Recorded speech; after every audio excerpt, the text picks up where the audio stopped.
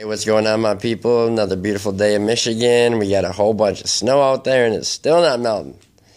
Anyway, what I want to talk about today is becoming sober in a relationship with a fellow addict. It's not easy whatsoever. I did it, and I can do it, and I don't have cravings like most addicts say they have cravings. I don't have them cravings.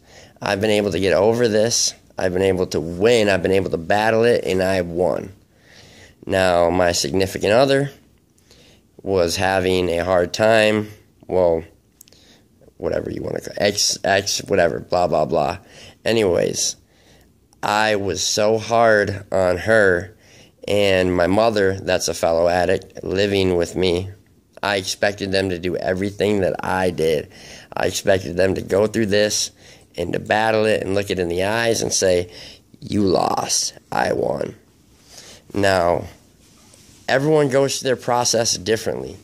And what I have done is I have pushed almost every one of my people, every one of my friends out of my life, including my significant other. Almost my mother. I mean, if she had a place to live, if she had a place to go, she'd be gone too. My friends, I disassociated myself with every one of them that were addicts. And, I have one here right now that he's gotten clean. He's living a life of sobriety. And, he just put his hands up in the air because he's like, "Come on now, bro. I mean, what you gonna do?" And, I don't think he'd mind me mentioning his name, Bob Payne. Hey. My boy, but one of my only few friends that have gotten over addiction, that I know have truly gotten over it, and that can sit here and talk to me about addiction all day long. We can talk about drugs all day long. I can look him right in the eyes and know that he is sober.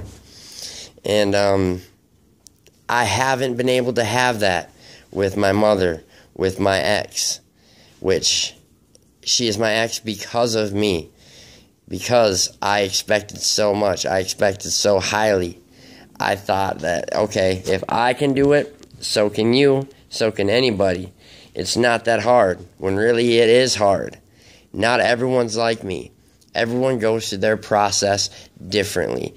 And my process was, F you, you got this, I got this, and we can do it. Was that right? No, that wasn't right at all. That was wrong. I did it the wrong way. If I could take it back, would I? No, I don't live with regrets. If I could take back my addiction, would I? No, because I've met this fellowship. I've met friends. I've met Chad. And Chad and I have had plenty of conversations that we would have never had. I would have never talked to him ever. In his video today, he said about misery loves company. My misery hates company, because when every time I'm miserable, and I spread my misery, it's around me, and it just comes full circle right back on me, and then I'm miserable for the rest of the day. My recommendation for you guys, for anyone that is going through this, anyone that wants to become sober or is going through sobriety, to not expect others to do how you do. To not expect them to live the life that you're living, and to just go ahead and kick it and do it like it was nothing. Because when I started, it was something. It almost took my life. I almost took my own life. I ended up in the mental hospital. So when I'm sitting here and telling you guys I did it on my own, I still had to have help. But yet my ego is huge.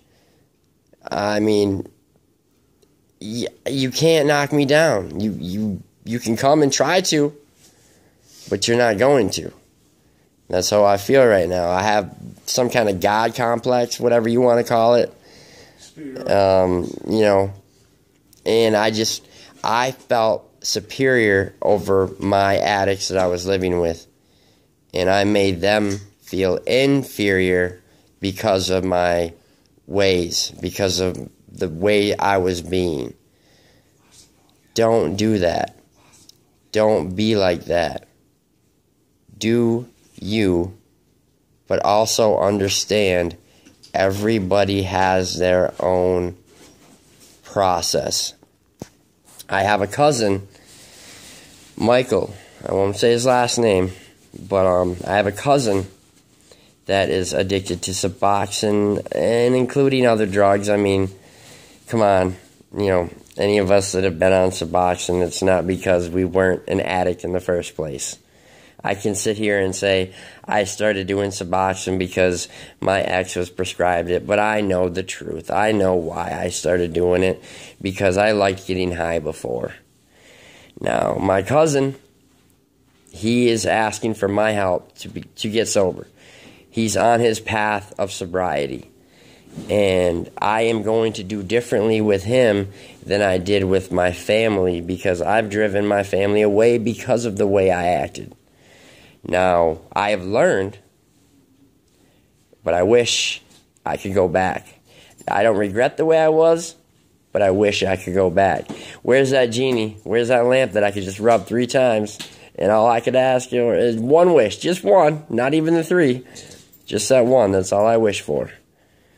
So, in your recovery, if you are in a relationship with a fellow addict, don't expect them to go through the same process. And if you can't get through their process, I hope they don't expect the same out of you. It's so hard for 2 addicts to become sober, to live sobriety together. The only way you can do it is by respecting the other person's process and not by forcing your process upon them.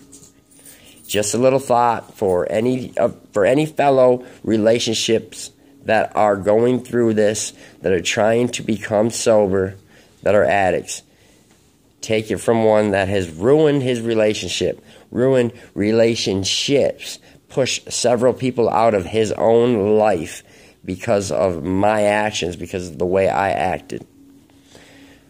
A little bit of truth for you guys today, but that's how I gotta come. Up, man, out. Have a good day. Head up, eyes to the sky. Love y'all.